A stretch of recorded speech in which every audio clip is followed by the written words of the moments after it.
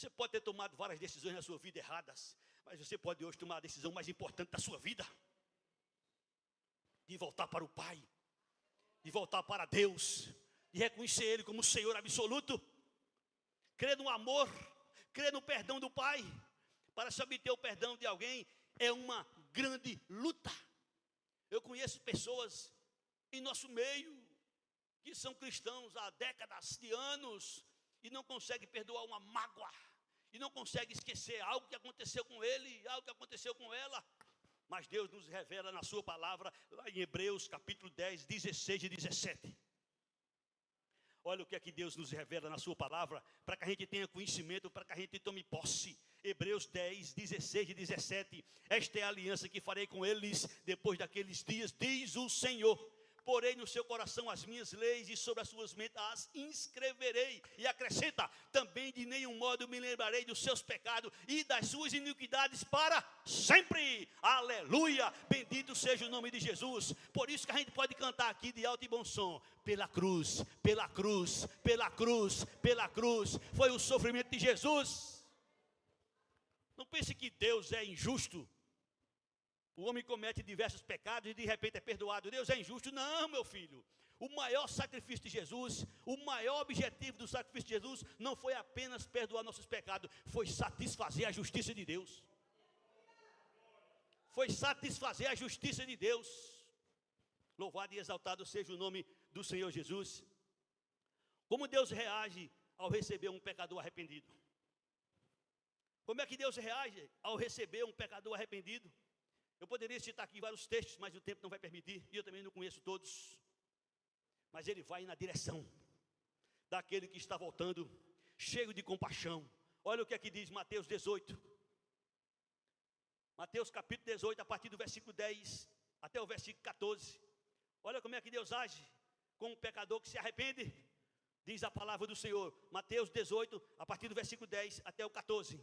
Vede, não desprezeis a qualquer destes pequeninos, porque eu vos afirmo que os seus anjos nos céus veem incessantemente a face de meu Pai Celeste.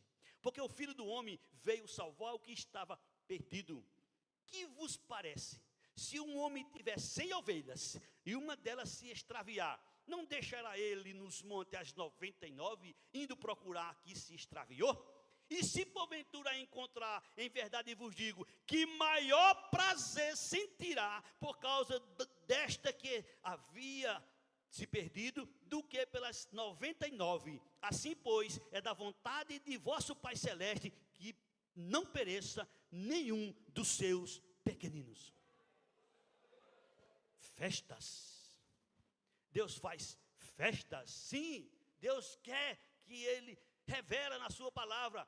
Ele envolve essa pessoa que se arrepende, que vai ao encontro dele com um terno abraço de amor. Paulo diz em Romanos 5,8, Deus prova seu amor para conosco pelo fato de ter Cristo morrido por nós, sendo nós ainda pecadores. Deus amou o mundo de tal maneira que deu seu Filho unigênito para que todo aquele que nele crê não pereça, mas tenha a vida eterna. Jesus disse em João 1, 11 e 12, Jesus veio para o que era seus, os seus não receberam, mas a todos quanto receberam, deu-lhes o poder de serem feitos filhos de Deus. O profeta Isaías, no capítulo 61, no versículo 10, nos revela que Deus nos reveste com um manto de justiça. Isaías 61, 10, põe na tela, por favor. Olha o que acontece conosco, olha o que acontece com o pecador quando ele vai a Deus, quando ele reconhece Jesus como Senhor, como Salvador. Regozijar-me-ei muito no Senhor. A minha alma se alegra no meu Deus, porque me cobriu de veste de salvação e me envolveu com um manto de justiça, como noivo que se adorna de turbante, como a noiva que se enfeita com as suas joias. É assim que Deus faz conosco. Ele olha para você, olha para mim, olha para todos que invocou Jesus como Senhor, como Salvador, e Deus vê ele justo. Se cumpre o que está em 2 Coríntios 5, 21, aquele que não conheceu o pecado, ele o fez pecado por nós, para que nele fôssemos feitos justiça de Deus. Deus promove festa, demonstrando o seu júbilo por um pecador que se arrepende. Oh, Jesus, mostra para todos nós aqui, Lucas 15, 7, o que é que acontece nos céus, quando alguém se converte, quando alguém se arrepende, quando alguém como este jovem toma a decisão de ir para Jesus. Olha o que acontece no céu. Digo-vos que assim haverá maior júbilo no céu por um pecador que se arrepende do que por 99 justos que não necessitam de arrependimentos. Festa nos céus. Como é que é essa festa? É os anjos tristes, tudo cabe embaixo? Não, é pulando, saltando, glorificando, exaltando, dando glória a Deus, aleluia, porque aquela vida estava perdida e agora está salvo para o louvor de Jesus. Bendito seja o nome do Senhor Jesus. Portanto, meu irmão, meu amigo, não esqueça, Deus te ama. E quando eu digo que Deus te ama, eu falo com autoridade, porque eu creio no que está escrito. Aquele jovem rico que teve um encontro com Jesus, a Bíblia diz que Jesus o amou. Está escrito, Jesus o amou, mas ele não quis. Preferiu os prazeres do mundo, preferiu as riquezas do mundo, preferiu as coisas do mundo, que são efêmeras, que são passageiras. Mas Deus ama a todos.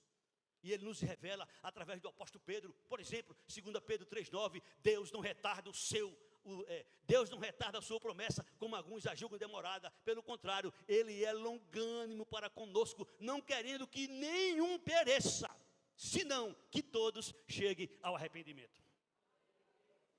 Esse é o desejo de Deus, essa é a vontade de Deus. E Jesus fala em Apocalipse 3,20 para a igreja: estou à porta e bato. Se alguém ouvir a minha voz e abrir a sua porta, entrarei em sua casa, cearei com ele e ele comigo. A história do pai, a história do filho, que desperdiçou tudo que herdou do pai, e na hora da morte, desejou uma segunda chance. Você sabe essa história? Conta que um grande fazendeiro, um grande homem, ele tinha um filho, e este filho desperdiçava tudo quanto tinha. E o pai sabia que ele havia de desperdiçar tudo. E ele, antes de morrer, chamou o filho e disse: meu filho, eu vou morrer, e sei que você vai gastar tudo quanto eu vou deixar para você, mas eu vou lhe fazer um pedido. Quando você gastar tudo que você tiver, você vai aqui neste celeiro, tem um pau, e neste pau tem uma corda preparada. Você vai me prometer que quando você gastar tudo, você vai vir aqui, vai colocar a corda no seu pescoço e vai suicidar-se. Que é isso, pai? Não sei o que, não sei o que. Chegou o acordo e está feito.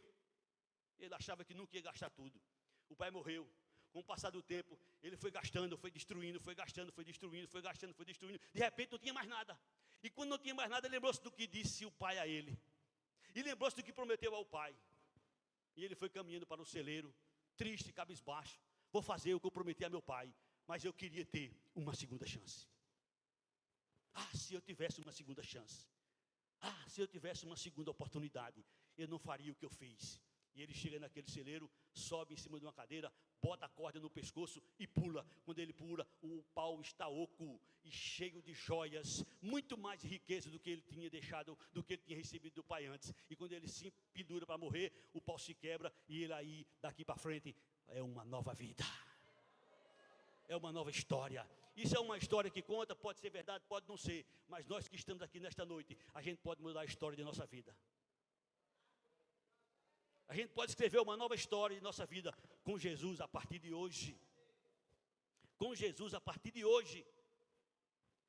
Eu perguntei no princípio, com quem você se parece? Com o jovem, o pródigo, o filho pródigo, ou com o outro?